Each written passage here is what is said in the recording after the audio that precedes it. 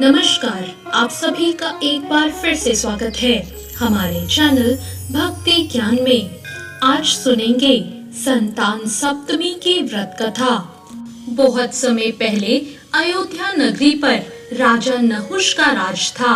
वो बहुत ही प्रतापी और न्यायप्रिय राजा थे। उनकी रानी चंद्रमुखी बहुत ही सुंदर, सुशील और धर्मपरायण स्त्री थी। उनके राज्य में विष्णुदत्त नाम का एक ब्राह्मण अपनी पत्नी रूपवती के साथ रहा करता था।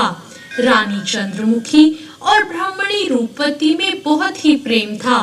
वो दोनों काफी समय एक दूसरे के साथ बिताती थी।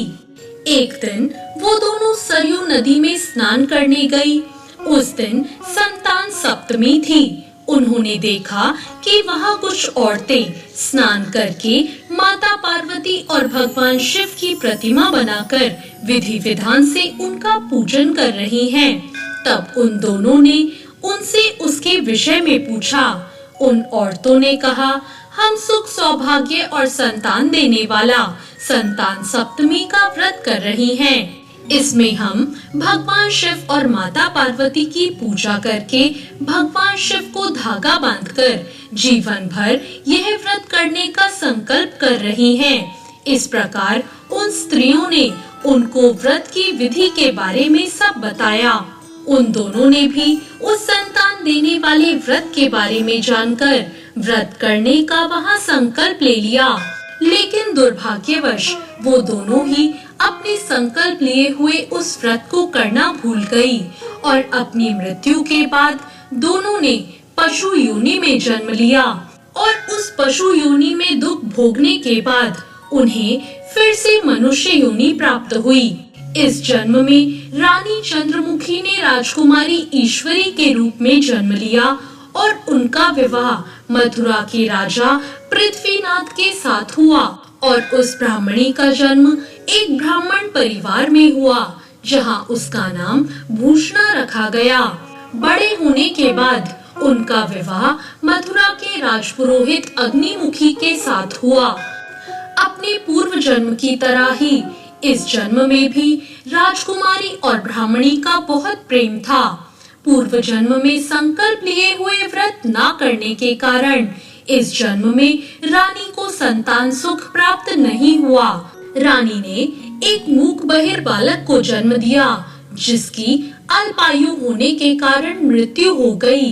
इस कारण रानी बहुत दुखी रहने लगी और सौभाग्यवश ब्राह्मणी भूषणा उस व्रत को याद रख सकी और इस जन्म में उस व्रत का उन्होंने पालन किया, जिसके फलस्वरूप उसको 8 पुत्रों की प्राप्ति हुई।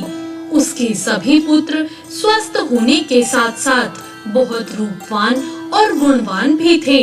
जब ब्राह्मणी भूषणा को अपनी सखी रानी ईश्वरी के मूक बधिर पुत्र की मृत्यु का पता चला, तो वो रानी को सहानुभूति देने के लिए उससे मिलने पहुंच गई। पुत्र की मृत्यु के शोक के कारण रानी के हृदय में अपनी सहेली भूषणा के प्रति ईर्ष्या उत्पन्न हो गई। रानी ईश्वरी ने भूषणा के पुत्रों को मारने की इच्छा से उन्हें भोजन करने बुलवाया और भोजन में विष देकर मारने का प्रयास किया, किंतु उस व्रत के प्रभाव से भूषणा के पुत्रों को विष का कोई प्रभाव नहीं हुआ। यह देखकर रानी ईश्वरी क्रोध और ईर्ष्या के मारे जल उठी और उसने सेवकों को आदेश दिया कि वो भूषणा के पुत्रों को यमुना के गहरे पानी में फेंक दे।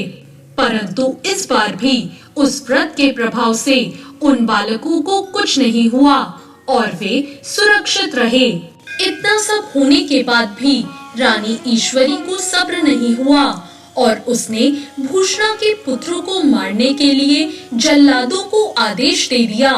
उसके सेवक उन्हें जल्लादों के पास ले गए, लेकिन वहां भगवान शिव और माता पार्वती ने उनकी रक्षा करी और उनकी कृपा से इस बार भी वो पूरी तरह सुरक्षित रहे।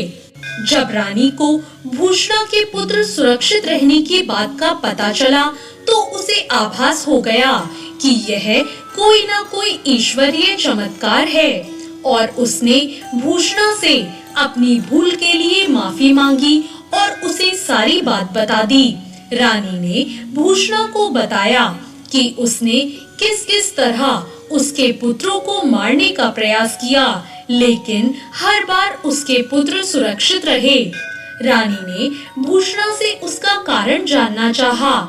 तब भूषणा ने रानी को पूर्व जन्म के उस व्रत की याद दिलाई और बताया कि वो दोनों पूर्व जन्म में भी सहेलियां थी और उन दोनों ने इस व्रत को करने का संकल्प लिया था, पर वो उसे करना भूल गई थी।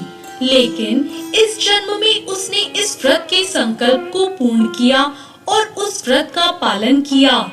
यह सब भगवान शिव और माता पार्वती का आशीर्वाद है और उसके व्रत का प्रभाव है, जिसके कारण ही उसके पुत्र हर विपत्ति से सुरक्षित हैं। भूषणा से यह सब कुछ जानकर रानी ईश्वरी को भी उस व्रत का स्मरण हो गया और रानी ने भी विधि विधान से उस व्रत को किया।